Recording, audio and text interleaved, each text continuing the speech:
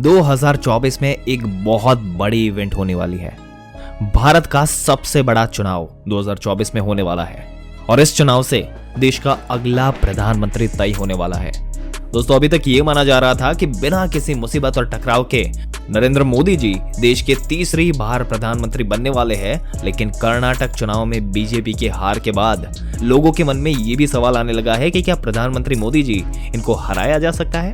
अगर मोदी जी चुनाव में नहीं जीतते बिहार में, तो लोगों के मन में ये सवाल बार बार आता है कि मोदी जी आखिर नहीं है तो आखिर कौन होगा अगला पीएम। दोस्तों, आज के वीडियो में आपको बताने वाले हैं मोदी जी के बाद उनकी पार्टी बीजेपी से कौन कौन प्रधानमंत्री पद के लिए दावेदार हो सकते हैं और उसके अलावा और कौन सी पार्टी के कौन कौन लोग हैं जो नरेंद्र मोदी जी के बाद प्रधानमंत्री पद के दावेदार हो सकते हैं। तो चलिए सबसे पहले उनकी पार्टी बीजेपी के दावेदार के बारे में बात करते हैं। दोस्तों, जो सबसे पहला नाम आता है वो नितिन गडकरी जी का है। राष्ट्रीय स्वयंसेवक संघ के गढ़ नागपुर से आने वाले भारत के present road and transport minister Nitin Gadkari ji एक बड़े दावेदार माने जा रहे हैं। इनकी बड़ी वजह यह है कि उनकी शुरुआत से ही आरएसएस के साथ ये जुड़े हुए हैं, ऐसा माना जाता है। 1995 से 1999 तक वो महाराष्ट्र के पीडब्ल्यूडी मंत्री थे। 1999 में आए और बिहारी वाजपेयी सरकार में उन्हें रोड एंड ट्रांसपोर्ट मिनिस्टर का काम सौंपा गया था। नितिन गडकरी भारत के सबसे लंबे समय तक रोड एंड ट्रांसपोर्ट मिनिस्टर बने रहने का रिकॉर्ड अपने नाम कर चुके हैं। वो 9 साल से इस मंत्रालय को संभाल रहे हैं और अपने कार्यकाल के दौरान नितिन गडकरी ने सड़कों और एक्सप्रेसवेज का खूब जाल बिछाया, जिसके चलते उनकी तारीफ और पोजीशन के नेता भी रहते हैं। और देश के गृह मंत्री अमित शाह इस लिस्ट में सबसे पावरफुल अगला नाम है, क्योंकि अमित शाह गुजरात में भी नरेंद्र मोदी के उत्तराधिकारी माने जाते थे। अमित शाह ने 2002 से 2012 तक नरेंद्र मोदी वाली गुजरात समय की सरकार में कई मंत्री पद संभाले, जहां दोस्तों उन्हें पीएम मोदी के स्ट्रैटेजिक और एक मेहनती सेनापति के रूप में भी देखा जाता है। गुजरात से होने के बावजूद उन्हें 2014 में चुनाव में उत्तर प्रदेश जैसे बड़ी और इंपॉर्टेंट राज्य का इंचार्ज बनाया गया था, जिसमें उनके नेतृत्व में भाजपा ने रिकॉर्ड 80 लोकसभा सीटों से 73 पर अपना कब्जा किया था। जिसके बाद उन्होंने भाजपा के राष्ट्रीय अध्यक्ष के पद को भी संभालना था। वो 2019 के लोकसभा चुनाव में रिकॉर्ड 5,50,000 वोटों से गुजरात की गांधीनगर सीट से भेजे।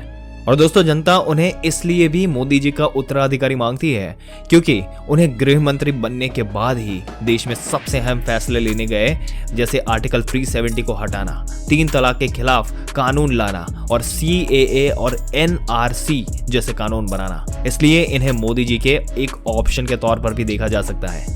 इस लिस्ट में तीसरा नाम जो हम बताने वाले हैं वो मोदी जी के बेहद ही पॉपुलर नेताओं में से एक और देश के सबसे बड़े राज्य उत्तर प्रदेश के मुख्यमंत्री योगी आदित्यनाथ जी।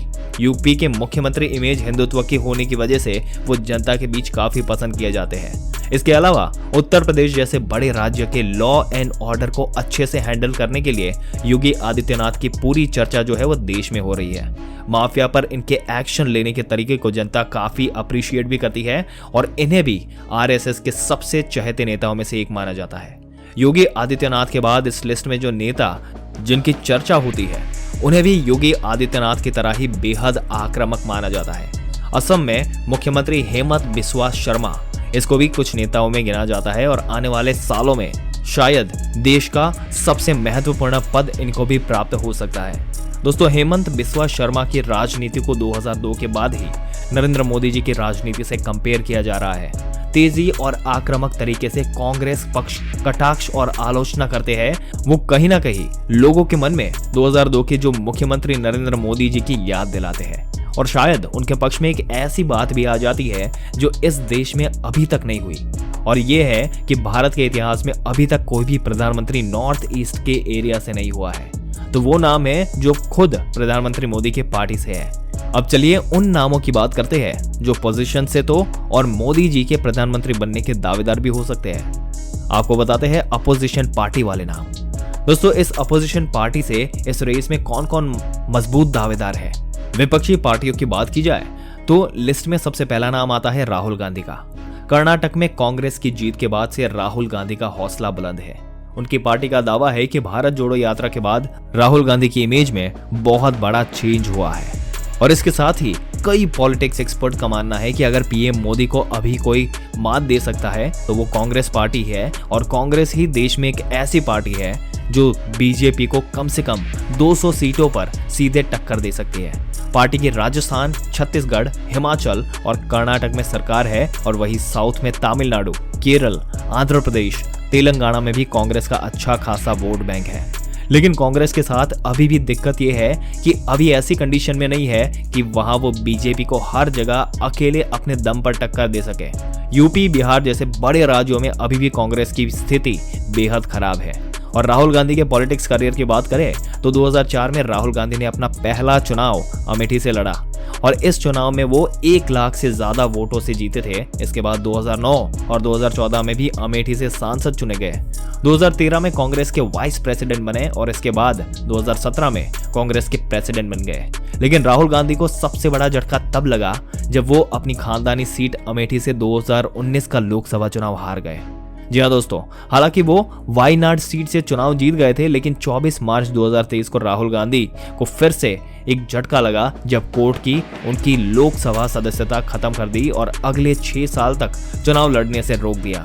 राहुल गांधी के लिए प्रधानमंत्री की दावेदारी के लिए फिलहाल ये सबसे बड़ी अड़चन है, और अपोजिशन पार्टी इस लिस्ट में दूसरे नंबर पर है बिहार के मुख्यमंत्री नीतीश कुमार। दोस्तों, वो बिहार के लंबे समय से सीएम है। हालांकि उनकी पार्टी कभी भी अपने दम पर सरकार नहीं बना पाई, और 8 बार सीएम पद की शपथ लेने वाले नीतीश कुमार कभी बीजेपी को, कभी आरजेडी का सहारा लेना पड़ा, और नीतीश कुमार फिलहाल आरजेडी और कांग्रेस के समर्थन के बिहार में सरकार चला रहे हैं। दोस्तों, इन दिनों नीतीश कुमार बीजेपी को हराने के लिए पूरे देश में घूम घूम कर अपोजिशन के बाकी लीडर्स को यूनाइट करने की कोशिश कर रहे हैं। यही कारण है कि नीतीश कुमार का इस लिस्ट में नाम आ चुका है।